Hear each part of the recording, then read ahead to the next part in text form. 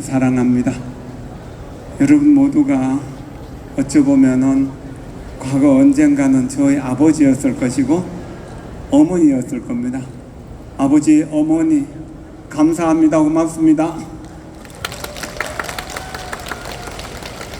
그리고 여러분들이 지금은 이런 모습으로 있지만 이제 수행을 잘해서 부처님 자리에 오르실 분들이잖아요.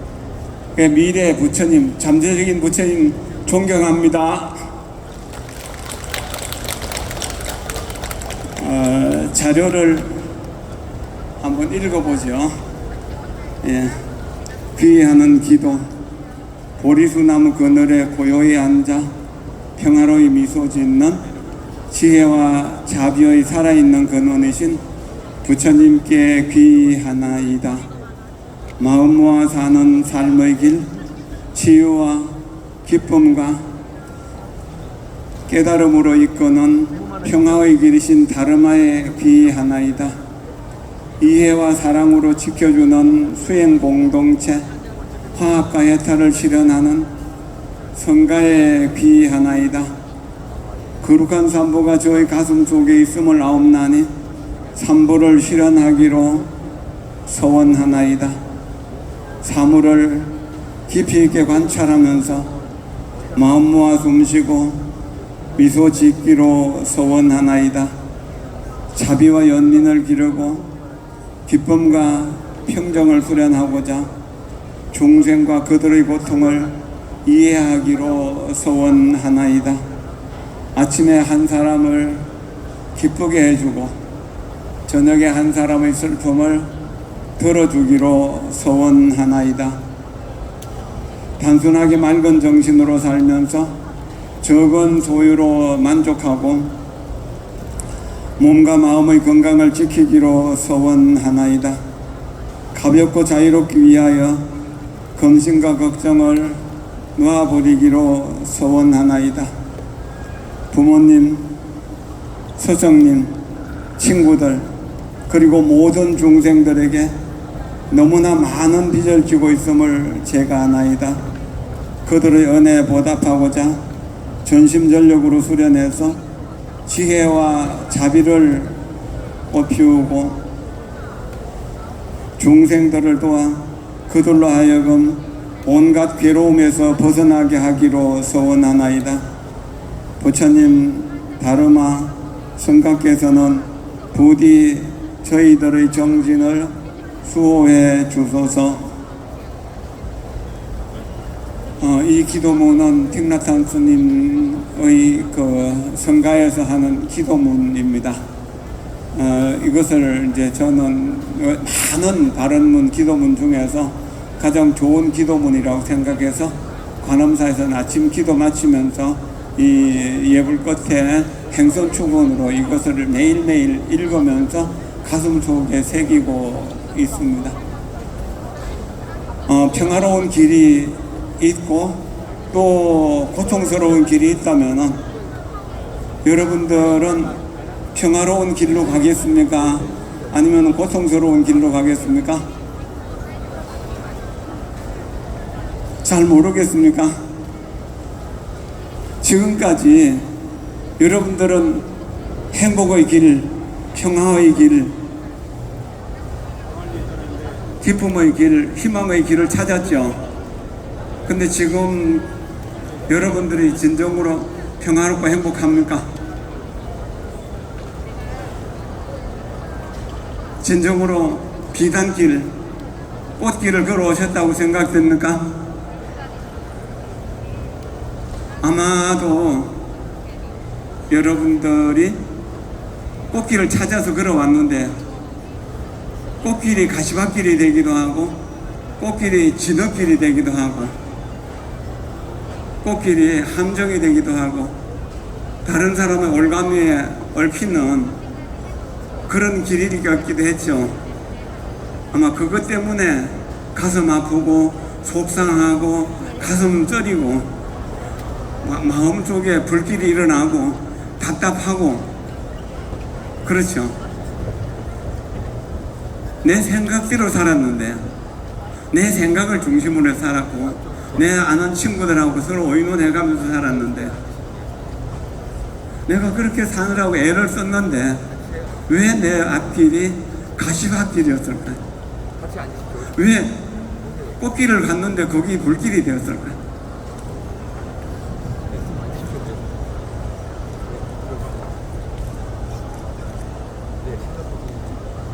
왜 그랬을까? 내 생각이라고 하는 것이 과연 옳은 것인가? 맞는 것인가? 한번 생각해 보세요.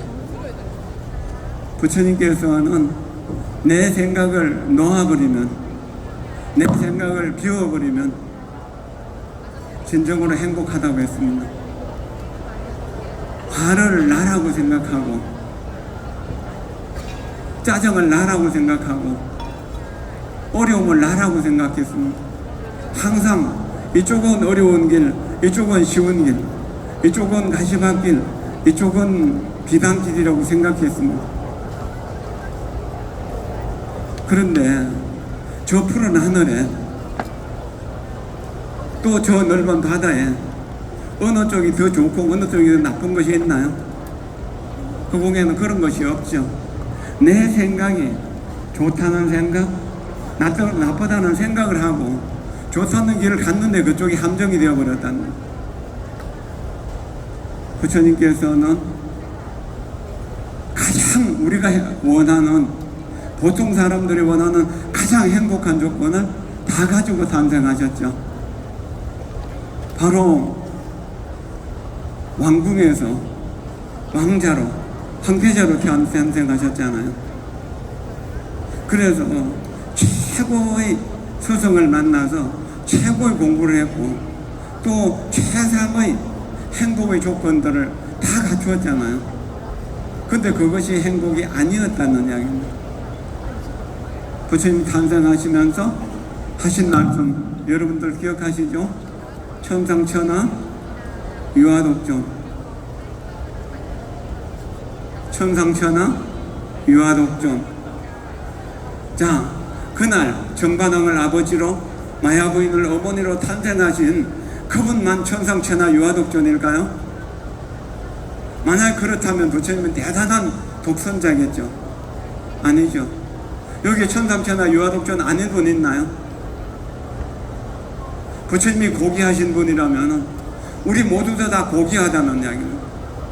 역사 속에서 위대한 성자들만 고귀하신 분이 아니다는 겁니다. 지금 교황이나 달라이라마만 귀하신 분이 아니다는 겁니다. 여러분 모두가 다 귀하다는 사실입니다. 그런데 이분은 귀하고 이분은 귀하지 않다라고 생각하는 그 분별심이 우리를 괴롭히는 원인이 된다는 겁니다. 이 사람은 친한 사람, 이 사람은 나쁜 사람이라고, 선한 사람, 선한 걸 계속 나누면서 살아왔다는 겁니다. 그것이 우리를 괴롭히는 원인이었던 겁니다. 화를 내본 경험이 있으십니까? 화가 났을 때 자기 얼굴을 보면 어떨까요? 아마 마귀를 보고 싶으면 화났을 때 자기 얼굴 보면 되겠죠. 아닐까요? 마귀로서 계속 살고 싶을까요? 아니죠. 예쁘게 미소 지어 보세요. 미소 짓는데 돈 들어갑니까? 미소 짓는데 힘 들어갑니까? 미소 짓는데 시간 걸립니까? 미소 짓는다고 기분 나빠집니까?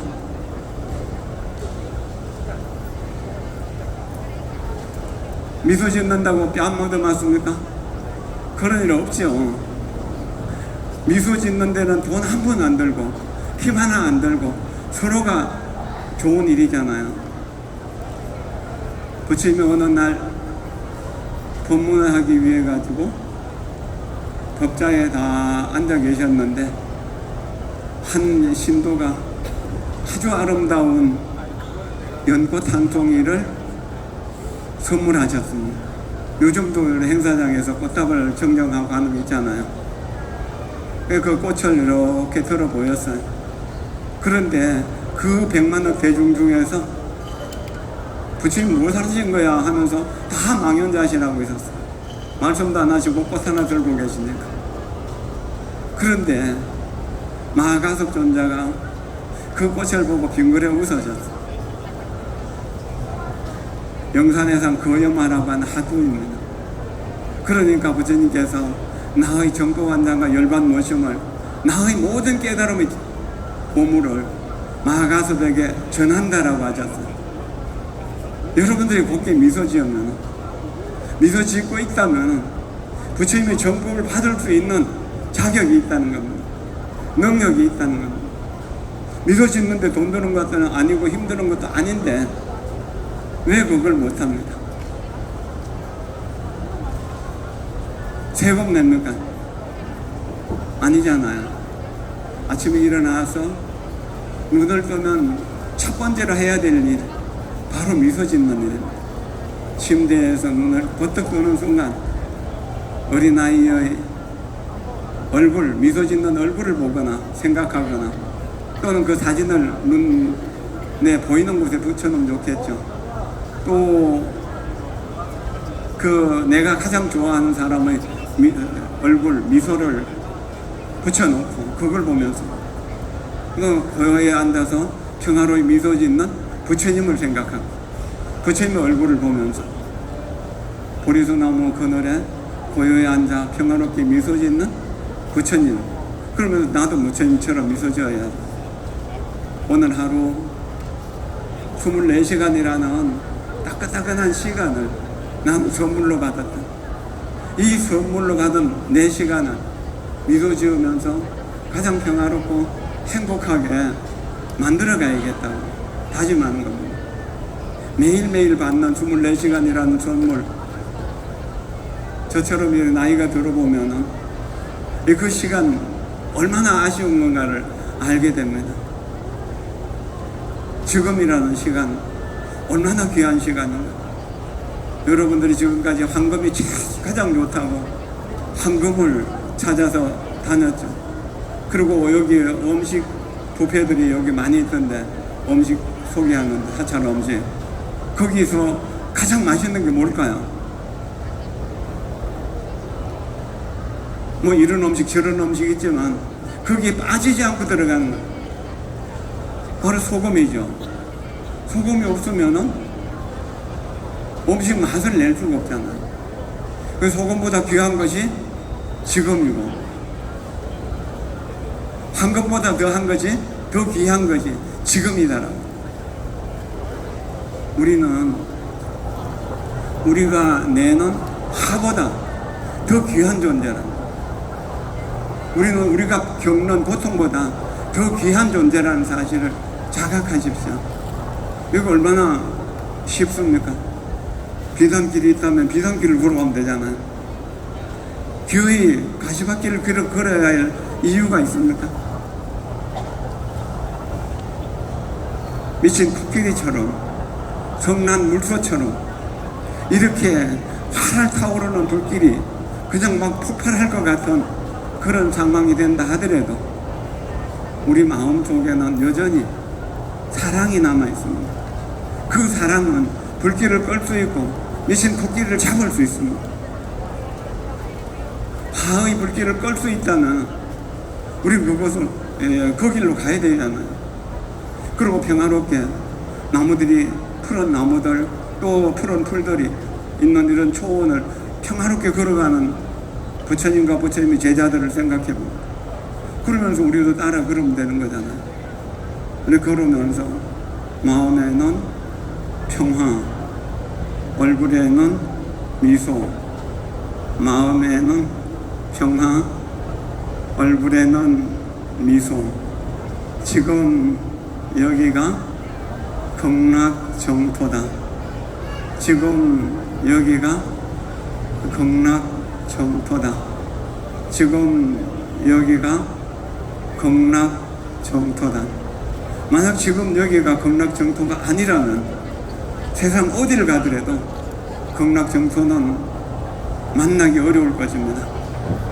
여러분들이 부부싸움을 하고 화가 나서 정말 미쳐 돌아버릴 것 같은 그런 상황, 억울하고 억장이 무너지는 그런 상황일 때 그때 친한 친구를 만나서 맛있는 음식을 먹는다면 맛을 느끼겠습니까?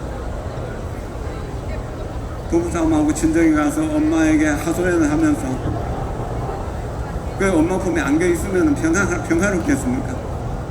아니죠. 오지를 가더라도 평화롭지 못하다는 겁니다. 화는 우리를 괴롭히는 아주 강한 에너지입니다. 그렇죠. 화가 나면 모든 것을 다 때려 부수고 싶잖아요. 그러고 살고 싶습니까? 우리는 화보다 나은 존재라. 화보다 훨씬 나은 존재라. 우리는 우리가 겪는 고통보다 훨씬 더 귀한 존재라는 거죠. 우리는 사랑할 수 있고 이해할 수 있고 용서할 수 있는 그런 능력, 그 평화롭고 행복하게 살아갈 수 있는 능력을 골라 갖추고 있다는 사실, 이것을 잊지 마십시오. 우리는 그것을 생각하면서 살아야 되는 거 아닌가요? 무엇 때문에 우리가 욕심내고 또 화내고 또 어리석게, 그리고 누구도 좋아하지 않는 교만과 오심으로서 세상을 살아갈 겁니까? 이번 국제 불교 박람회가 주제를 팔정도라고 했다고 합니다. 팔정도는 뭡니까? 정견, 정사유, 정어, 정업, 정명, 정진, 정령, 그 다음에 정정이죠.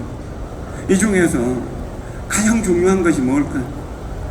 지금 이 순간 깨어있는 그것은 바른 견해라고 합니다. 여기에 오시는 분들이 대부분 다 차를 타고 오셨죠? 걸어서 오신 분도 뭐 있겠죠. 집에 가까운 분들은. 그러나 대부분 다 차를 타고 오셨을 거예요. 운전하시는 분이 눈을 똑바로 뜨고 정면을 주시하지 않는다면 어떻게 될까요? 사고가 나겠죠. 그 정견이라고 하는 것은 정면을 주시하는 겁니다. 깨어서. 그럴 때 뭡니까? 7번째 나오는 정염이 있잖아요. 이것을 범어로는 소머리띠라고 하고, 이렇게 미얀마나 태국 쪽에서 상자부 불교 계통에서는 삿지라고 합니다. 삿지는 지금 여기서 눈을 뜨고 정면을 주시하는 겁니다. 그랬을 때 내가 다른 곳을 쳐다보거나 다른 데 정신을 팔게 되면 사고가 날 거기 때문에 사고가 나지 않도록 가시밭길이 있다면 피하고 비단길이 있다면 비단길로 걸어가는 것, 밝은 길이 있다면 밝은 길로 가고 어두운 길이 있다면 피해가는 것, 그럼 등불을 밝히고 가는 것, 이러가라고 할 수가 있습니다. 정견은 무엇인가? 바로 무견이다. 무견은 어떤 견해도 세우지 않는다는 겁니다. 아까 제가 말씀드린 대로 하느님만, 예수님만 위대한 것이 아니다. 부처님만, 서가모니 부처님만 위대한 것이 아니다. 우리 모두가 다 정견을 가진다면 다 위대한 존재다. 정견을 가질 수 있는 위대한 존재라고 하는 겁니다. 잠재적인 부처님이 그것입니다. 바로 부처님의 견해가 정견입니다. 정견을 갖춘 사람은 남을 해치려고 하는 후통으로 가는 그쪽 생각을 하지 못하게 합니다. 또한 그 정견을 가진 사람은 다른 사람에게 듣기 싫어하는, 다른 사람 듣기 싫어하고 다른 사람을 화나게 하는 그런 말을 하지 않는다는 겁니다. 그런 행실을 하지 않는다. 그런 삶을 살지 않는다는 겁니다. 이것이 정사유, 정어, 정업, 정명이잖아요. 정견이 있을 때 그것이 다 이루어지는 겁니다. 요즘은 옛날보다 말을 많이 하는 시대죠. 말로 일을 많이 처리하잖아요. 말 때문에 화가 나고, 말 때문에 평화롭고, 말을 들어서 행복하고, 그런 경우들이 많잖아요. 말을 잘하는 신은 한번 생각해 보겠습니다. 우리가 날마다 하는 말이 이해와 사랑을 창조하여 보석처럼 빛나고 연꽃처럼 아름답게 하소서. 자, 따라서 해보세요. 우리가 날마다 하는 말이 이해와 사랑을 창조하여 보석처럼 빛나고 연꽃처럼 아름답게 하소서. 우리가 날마다 하는 말들이 이해와 사랑을 창조하여 보석처럼 빛나고 연꽃처럼 아름답게 하소서. 우리가 날마다 하는 말들이 이해와 사랑을 창조하여 보석처럼 빛나고 태양처럼 빛나고 연꽃처럼 아름답게 하소서. 진호는 3번 외우는 것을 3번 했습니다. 오늘 아침에 엄마가 중학교 다니는 아이를 깨웁니다. 이제 일어나서 밥 먹고 학교 가라고. 그런데 아이가 화를 냅니다. 엄마, 나 학교 안 갈 거야. 나 잠좀 더 잘 거야. 그럼 엄마가 화가 나겠죠.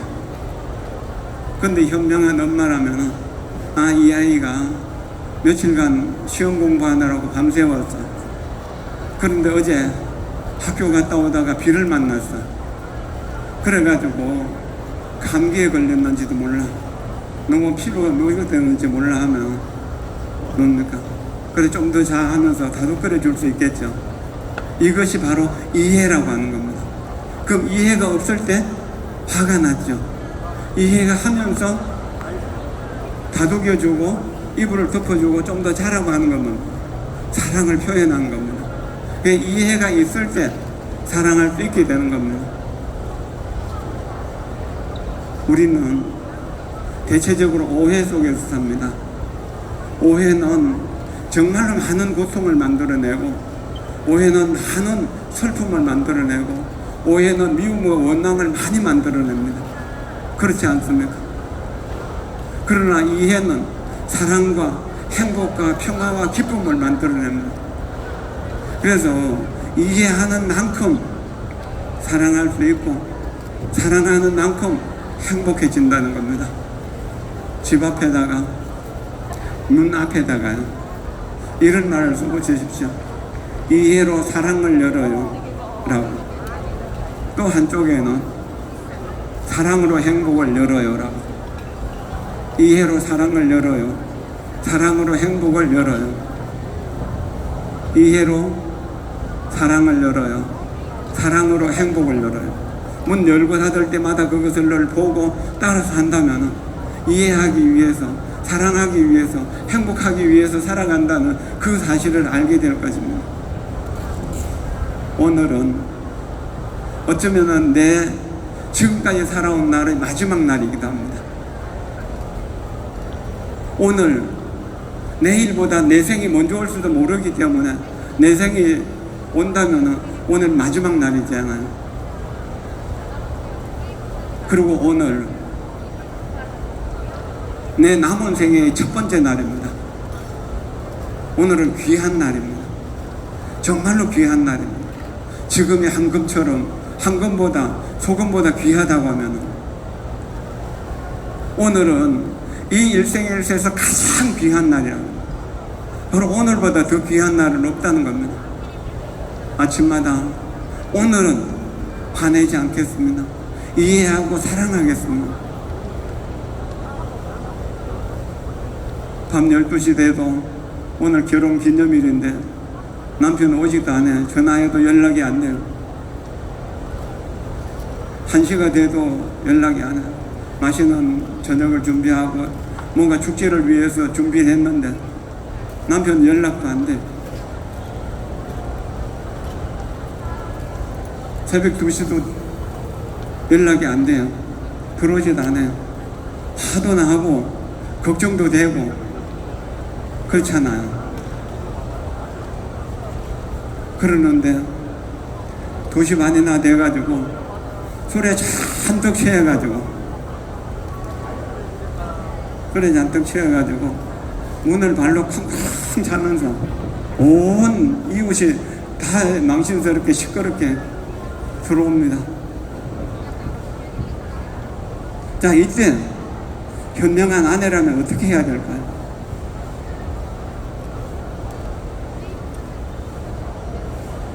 들어오지 말고 나가 죽으라고 그럴 겁니까? 어찌해야 되겠습니까? 야단치고 가슴을 치고 울어야 되겠습니까? 고함을 질러야겠습니까? 이해할 줄 아는 엄마라면, 아내라면, 아, 내 남편이 회사에서 정말로 힘들었는가 보다. 우리나라 40대, 50대 중년은 윗사람들에게 눌리고 아래 사람들에게 치받치면서 그 샌드위치 인생을 살아가는 동안 가족을 위해서 사표를 내고 싶지만, 하루에도 여러 번 사표를 내고 싶지만 사표를 낼 수 없었다. 10억짜리 계약을 성사하기로 됐는데 그것이 뭔가 서로 오해도 생기고 문제가 생겨가지고 파기가 되어버렸다. 도저히 내가 맨정신으로 집에 들어갈 수가 없는 상황이다. 그래서 술집에 들려서 친구 불러내서 한잔 두잔 하다 보니까 1차, 2차 가고 3차 가게 되었다는 거예요. 그래서 정말로 떨어지지 않는 발걸음을 딛고 분명 화가 나 있을 아내를 향해서 갈 수밖에, 그 집을 들어갈 수밖에 없다는, 그렇게 이해한다면 안아주고 옷을 벗겨주고 발을 씻겨주고 쉴 수 있도록 해주겠죠. 편안히 쉴 수 있도록 해주는 거. 이게 이해로 사랑을 만드는 것입니다. 그리고 그러면은 행복이 깨어지지 않고 행복이 지속될 수 있다는 겁니다. 우리가 화가 날 때 그 현실의 모습만 보지 마십시오. 이 사람이 화가 나게 날 수밖에 없었던 사연이 바로 앞에 장면에 있었다는 겁니다. 그것을 생각할 줄 아는 것이 이해라고 하는 겁니다. 알 수 없는 여러 가지 인연들이 우리 주변에는 많이 얽혀 있습니다. 결혼한 지 10년 동안 한 번도 싸움을 해보지 않은 부부가 있었습니다. 결혼을 했는데 정말로 깨가 쏟아지는 그런 사랑을 나누면서 행복하게 살던 부부가 있었습니다. 한 번도 떨어져서 자본 일이 없었어요. 또 직장에서 성실하게 업무를 잘 처리해서 이렇게 부장이 되고 이사로 승진해서 10년 만에 굉장히 빠른 고속 승진을 한 거죠. 그러고 이제 자기 승용차로 출퇴근을 하는데 어느 날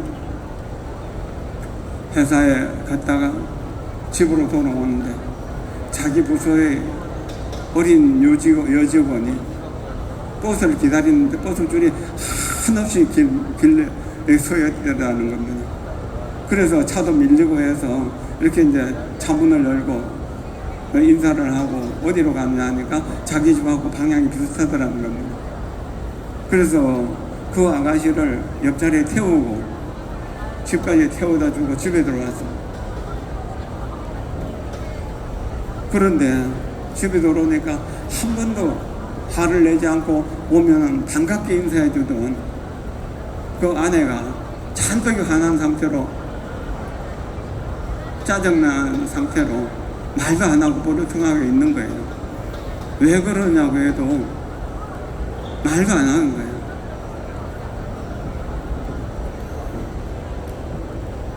그래서 결혼한 지 10년 만에 처음으로 몸도 따로 마음도 따로 말 한마디도 서로 섞지 못하고 자게 됐던 겁니다. 그날 아침에 남편이 출근하는데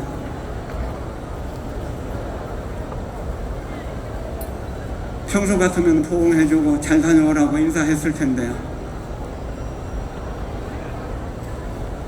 그냥 나가든가 말든가 쳐다보지도 않았다는 이야기입니다.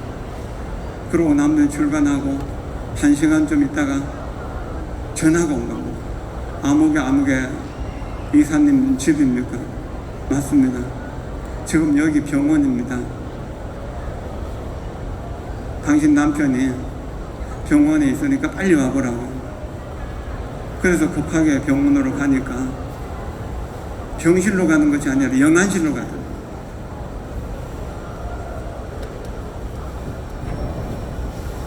뭔 이야기냐 하면은 그 예쁜 부하 직원을 옆자리에 태울 때 아내의 친구가 보았던 겁니다. 왜 쪼르르 아내에게 전화를 했던 거죠. 너 그 남편이 아무래도 이상하다. 바람 피우는 것 같다. 오해가 생긴 거죠. 그러니까 그 말을 철석같이 믿고 남편에게 반갑게 인사도 안 하고 대화도 끊어져 버리고, 그러니까 남편은 이유도 모른 채 밤새 끙끙 앓고 잠을 자지 못했겠죠.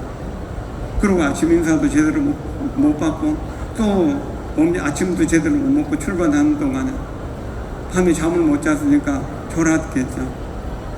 그래서 교통사고로 그 자리에서 죽었다는 겁니다. 오해는 그렇게 이루어지는 겁니다.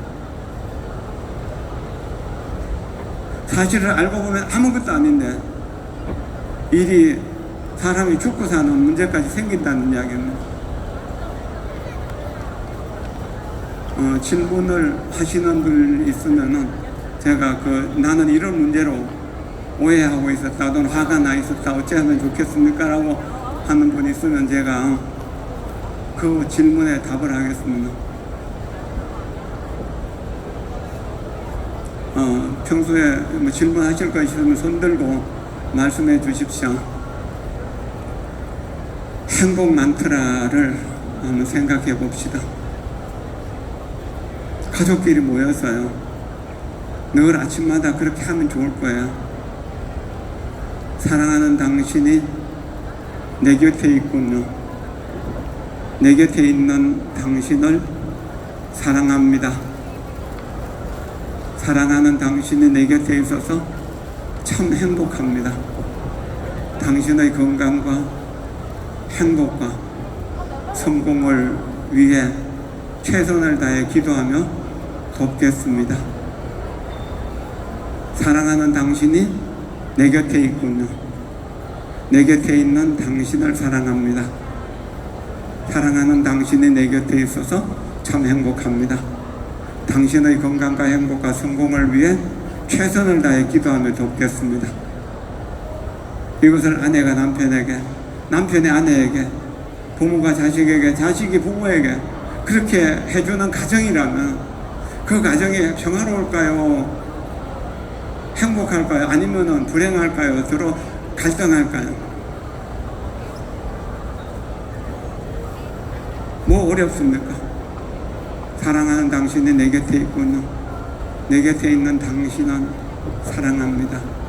사랑하는 당신이 내 곁에 있어서 참 행복합니다.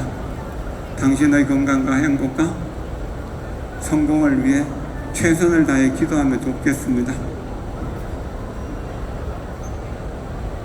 어렵습니까?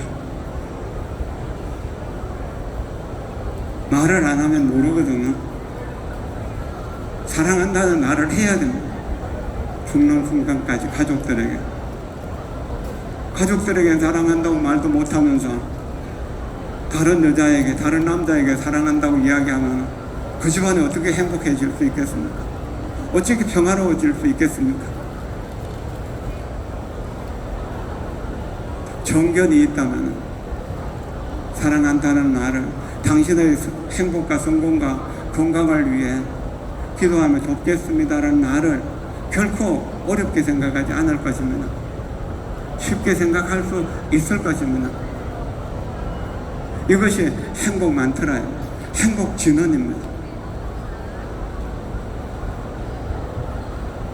행복을 위해서 할 수 있는 무엇인가를 해야 됩니다. 오해서 3을 더하면 뭐가 됩니까? 8이 되죠. 예. 오해하고 있는 상태에서 자기 입장을, 오해하고 있는 나 자신을 생각하고 또 생각하고 생각하는 겁니다. 오해하고 있는 걸 계속 반복해서 생각하면 어떻게 돼요? 그럼 화가 팔팔 끓어오르는 거죠. 근데 5에서 2를 빼면 어떻게 되나요?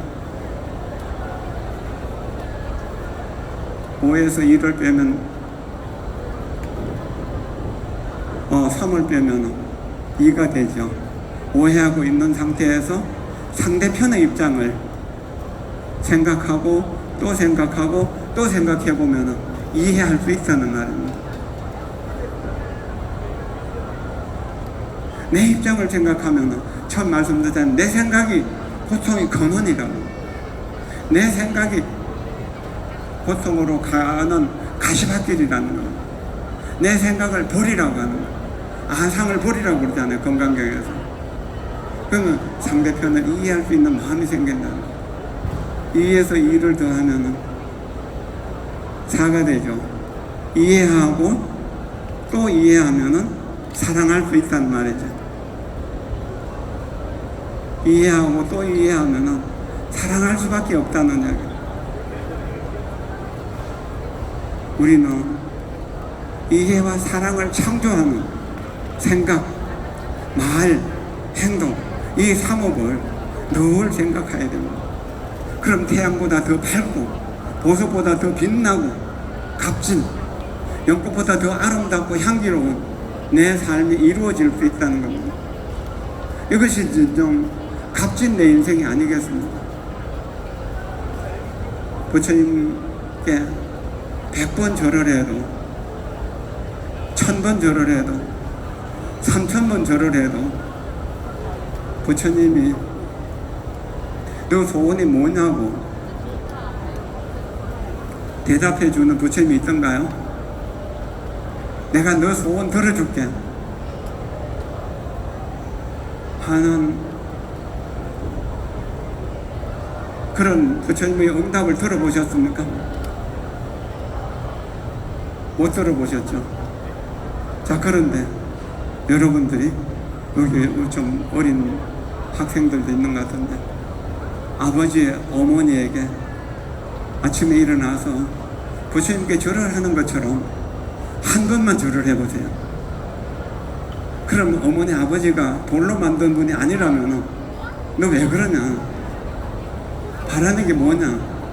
내가 들어줄게. 그 대답 안 할까? 남편이 아내에게 절을 한다면, 아내가 남편에게 절을 한다면 서로 답을 안 해줄까요? 바로 응답이 있잖아요. 바로 응답이 있는 왜 집안에 계신 부처님에게, 가족 부처님에게 절할 줄 모르나요? 절하는 게 뭐 어렵나요? 나무로 깎아놓은 부처님께도 절하는데 뜨거운 피가 흐르는 가족, 나를 낳아주신 분에게, 나를 키워주신 분에게, 내가 내 사랑으로 나온 내 아이에게 절하는 것이 뭐 어렵나요? 행복을 원한다면 꾸준히 절을 해보십시오. 옛날에 어떤 스님이 탁발을 나갔습니다. 가난하던 시절이라 탁발 다녀도 밥을 얻기가 어렵고 쌀을 얻기도 어려웠습니다. 보리타장을 한 지 얼마 안 되는 여름날 뜨거운 대학교를 걸어서 이 집 저 집 가는데 흉년이 들어가지고 모두 동양을 얻는 게 너무 힘들었습니다. 그런데 어느 집을 가다 보니까 3살 먹은 아이가 울고 있는 겁니다. 근데 아버지는 그 아이를 때리고 엄마는 그 아이를 말리는 거예요. 그 사연을 들어보니까 아이가 배고프다 우니까 먹을 거는 없고 줄 거는 없으니까 아버지는 울음소리가 듣기 싫다고 때리려고 그러고 때리고 엄마는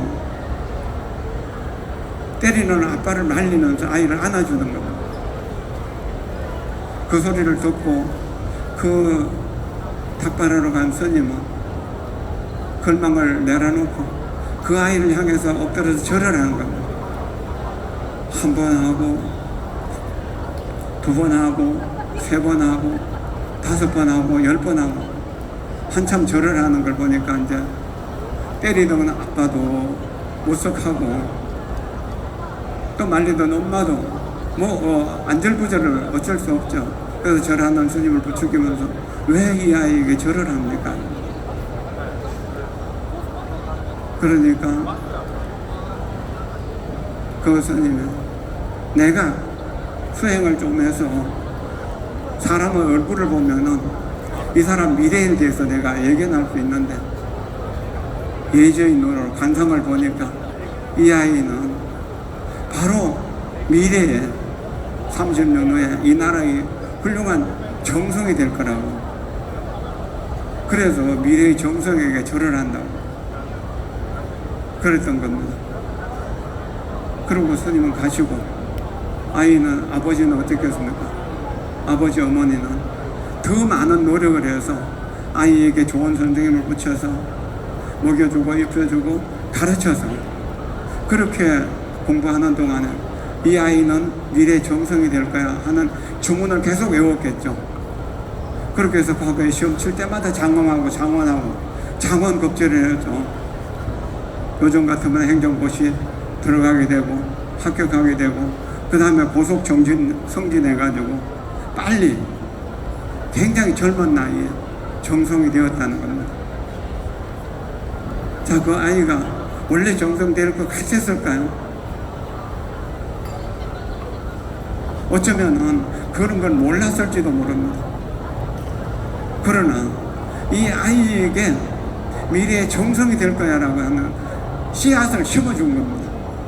그러니까 아버지 어머니도 이 정성을, 미래의 정성을 키워줬던 겁니다.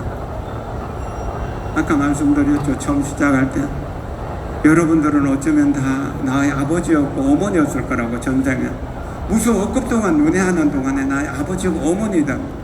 그렇기 때문에 존경하고 사랑하지 않을 수 없다는 겁니다. 그리고 미래에 반드시 부처님이 될 부처님의 씨앗이라고 하는 겁니다. 여러분들이 부처님의 성품을 갖추고 있다는 겁니다. 그런데 미래 부처님에게 절하는 게 뭐 어렵겠습니까? 전생에 나의 아버지하고 어머니였던 내 자식에게, 내 남편에게, 내 아내에게 절하는 것이 뭐 어렵습니까?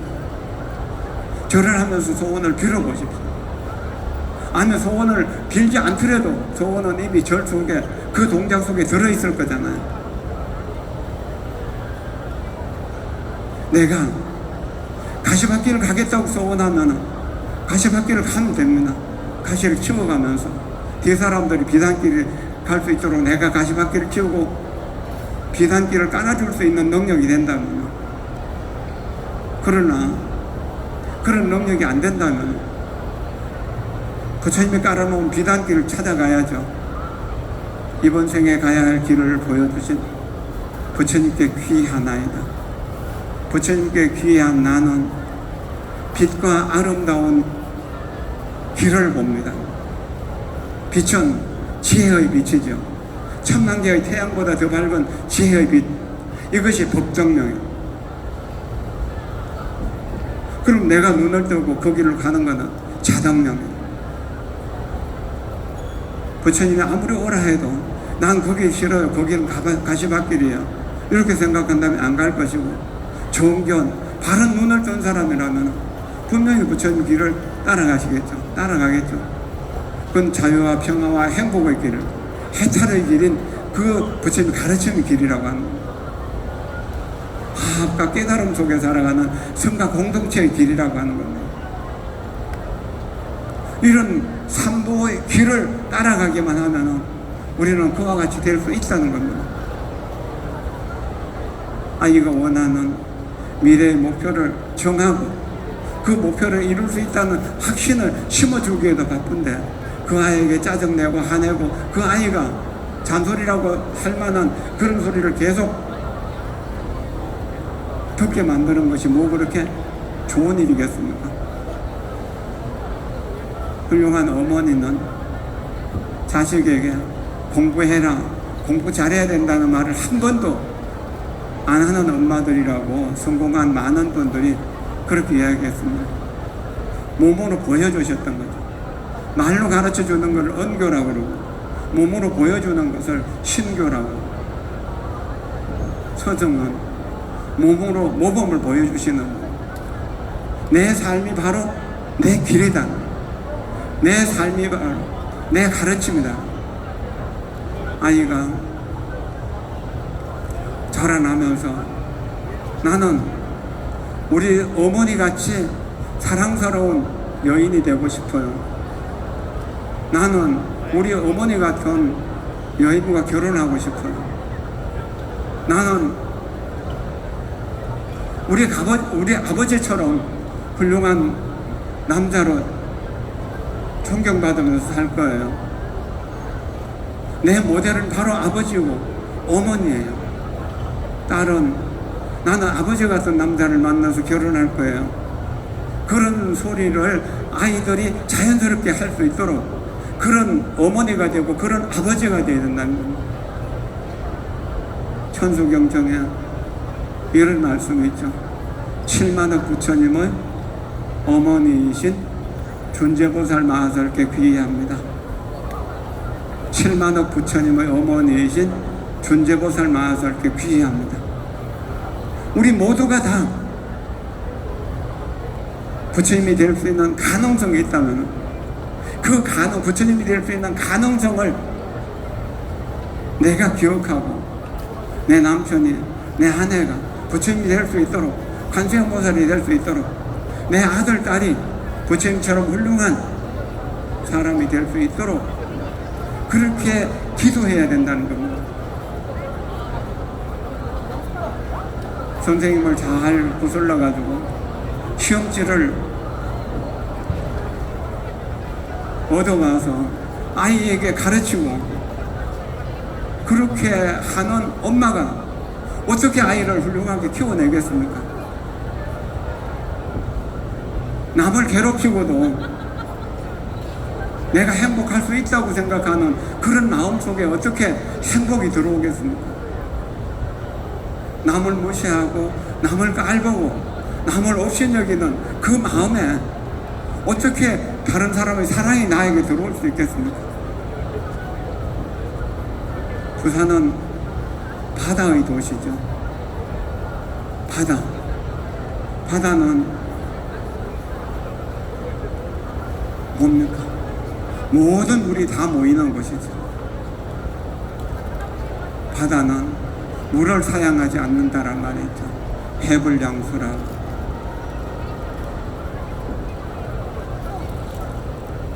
왜 바다에 물이 다 모일까요? 자기를 낮추기 때문에, 비우기 때문에 넓어지고 낮추기 때문에 깊어지는 겁니다. 낮게 낮추면은 거기에 물이 다 모여든다는 겁니다. 사람을 얻으면은 성공할 수 있고, 사람을 얻지 못하면 성공할 수 없는 것이잖아요. 교만하고 오만하고 사치하고 낭비하는 허영심이 꽉 찬 사람에게 사람이 모여들겠습니까?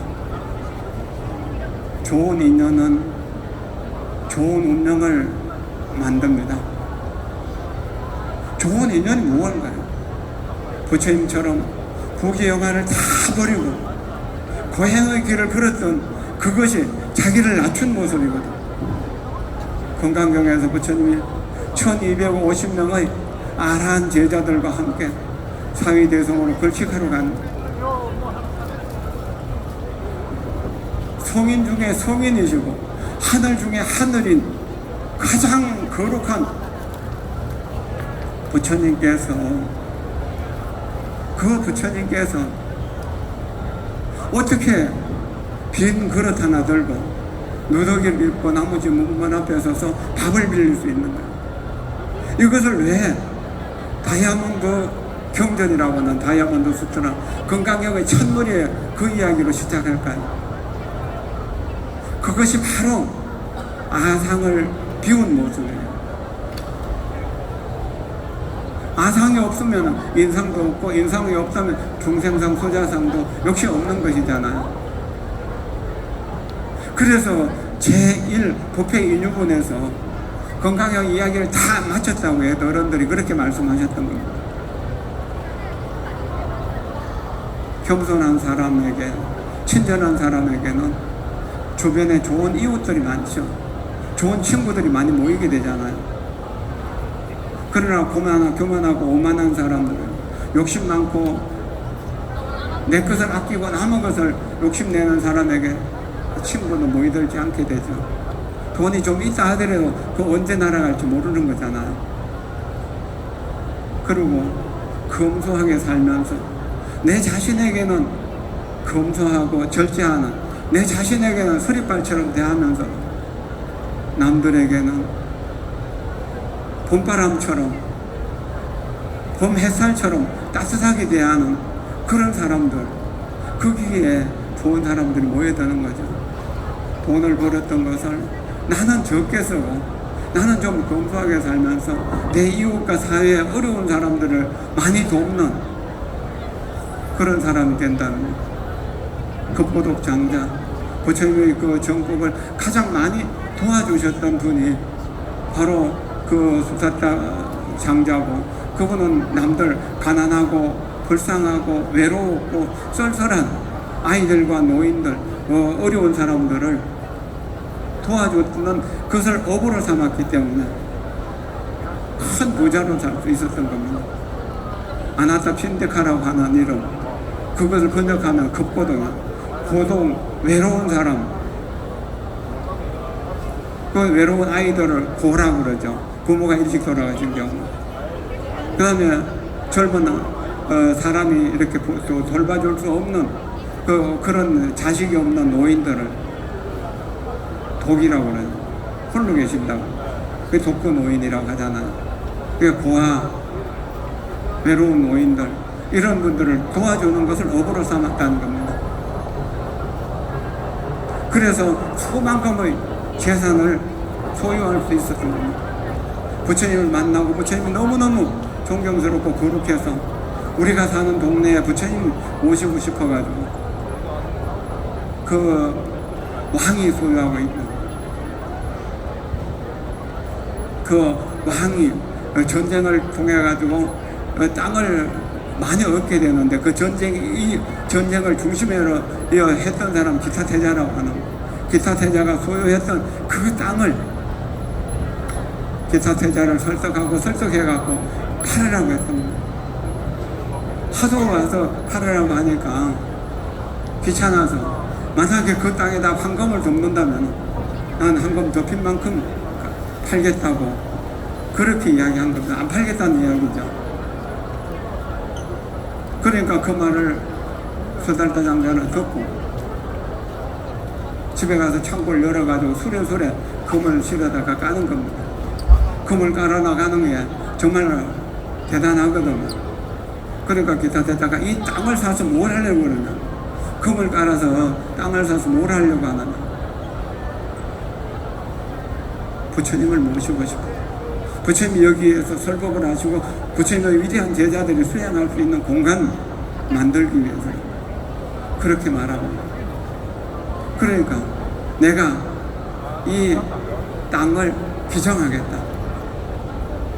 그리고 여기에 깔았던 금을 가지고 이 세계에서 가장 아름다운, 가장 거룩한 궁전을 지어줘서 스님들의 정사를 지어줘라.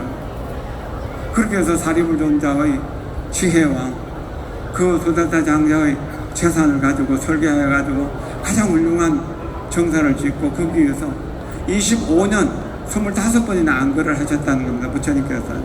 그 위대한 제자들이 지금도 인도 여행을 가서 그 기원정사서 부처님이 앉아서 정진하셨던 그 자리에 가서 앉아보면 정말 따뜻한 기운, 자비로운 기운이, 또 밝은 지혜의 기운이 나오는 것 같은 그런 느낌들을 느꼈습니다.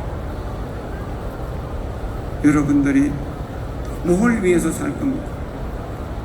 그래도 좀 더 나은 내 인생을 위해서 살아야 될 겁니다. 1시간 다 됐는데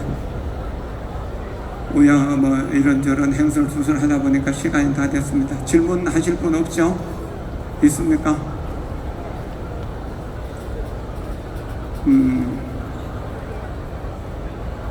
실제로 화를 다스리는 법은 이야기를 못했습니다. 5분만 시간을 주시면 한 말씀만 더 드릴게요. 해도 되겠습니까? 네. 그렇게 한 5분만 더 말씀드리겠습니다.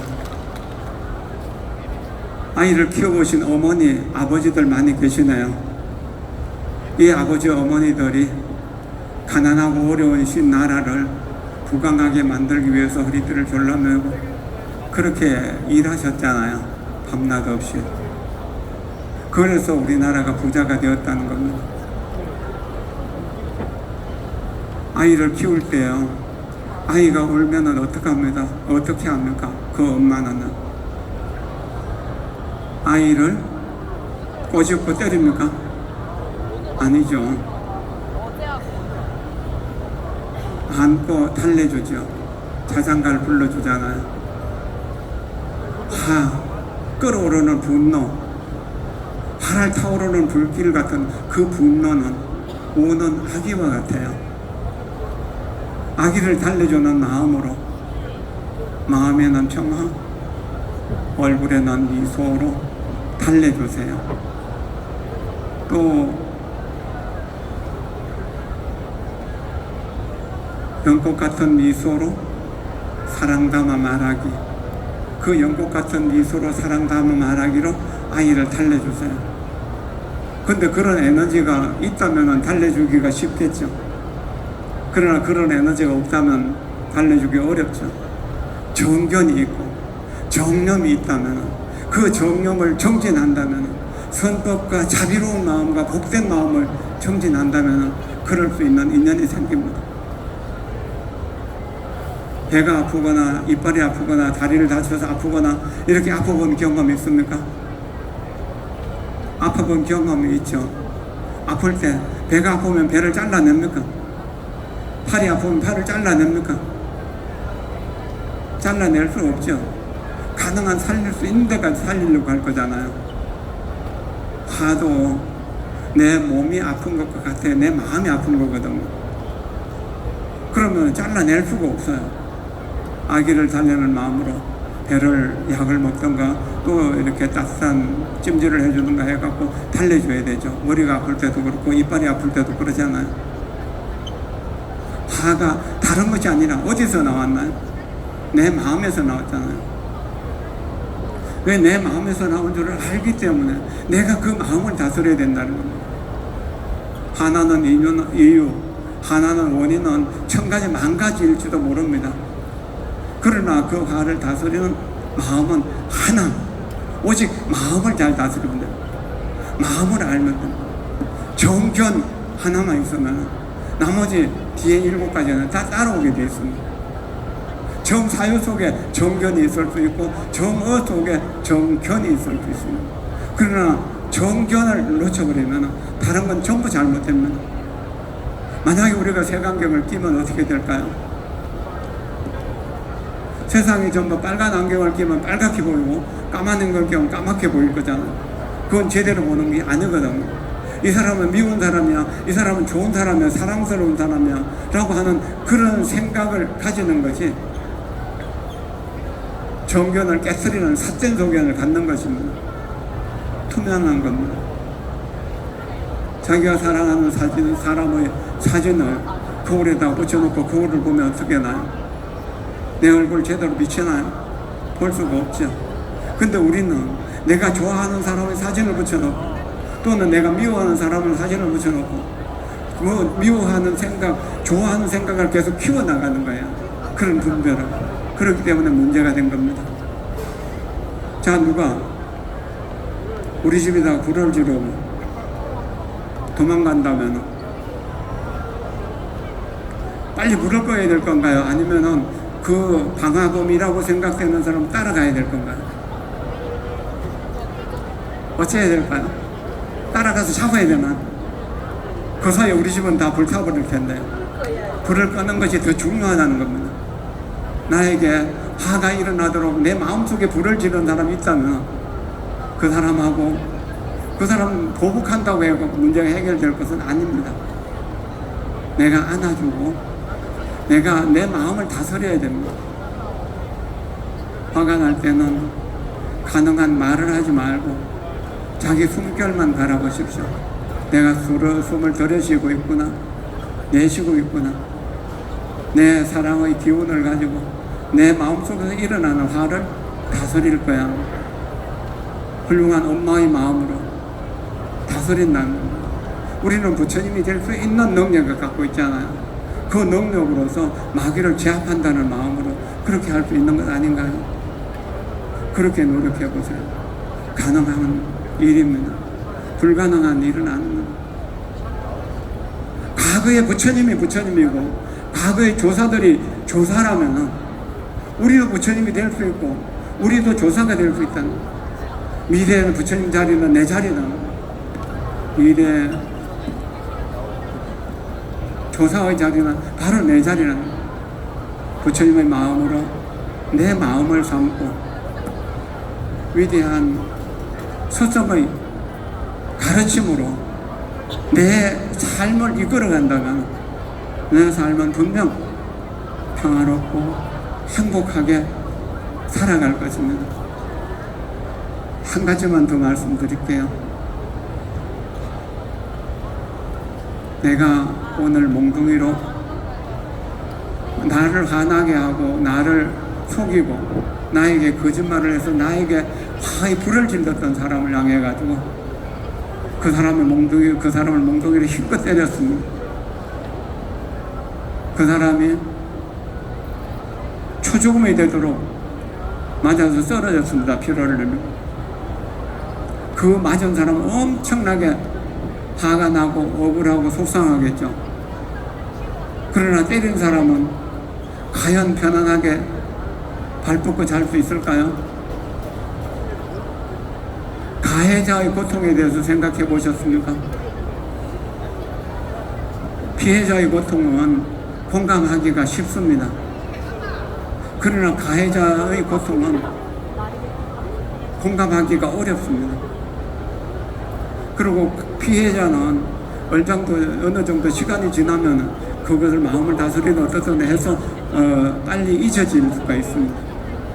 그러나 가해자가 만약에 심한 가해로서 교도소에서 3년이나 5년 혹은 10년 살게 된다면 어떨까요?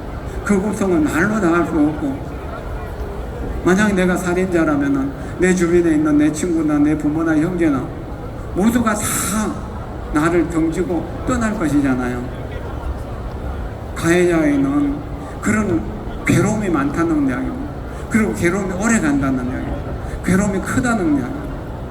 그러니까 가해자가 되는 것을 두려워하는 마음으로 살아야 된다. 그러면 피해자가 생길 일은 없겠죠.